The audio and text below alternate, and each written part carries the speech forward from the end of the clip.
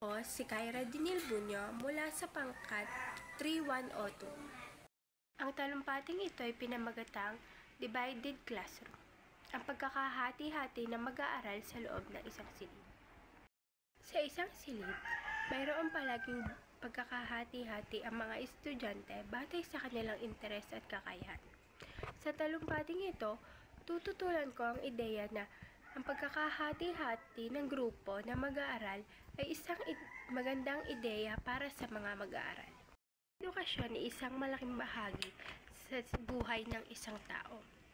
Ngunit mayroong sistema sa ating mga silid na nagiging resulta ng pagkakahati-hati ng grupo ng bawat estudyante.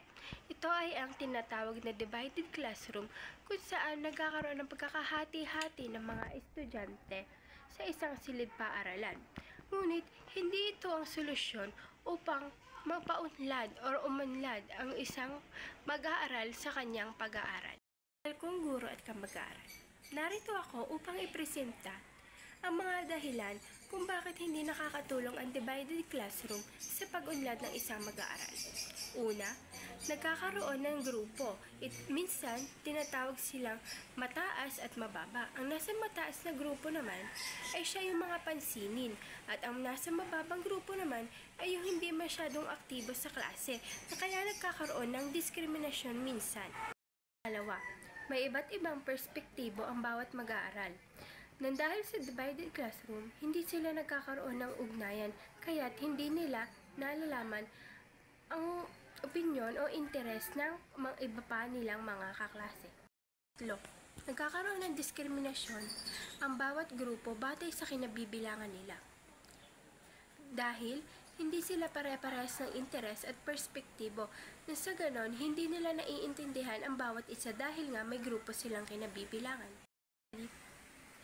Magkaroon ng isang inklusibong silid-aralan na kung saan tanggap lahat at nabibigyan lahat ng boses at nasasabi ang kanilang opinyon, na sa ganun maiwasan ang diskriminasyon at pagkakahati-hati. Dapat din nating iwasan ang mga hindi magagandang asal, na sa ganun hindi magkaroon ng conflict o pag-aaway ang bawat grupo ng ating classroom. Hindi solusyon ang pagkakahati-hati sa pag-unlad ng bawat isa, bagkus magkaisa tayo na sa ganon magtulungan at magkaroon ng pag-unlad sa isang silid-aralan at bigyan halaga ang opinyon at interes ng bawat isa.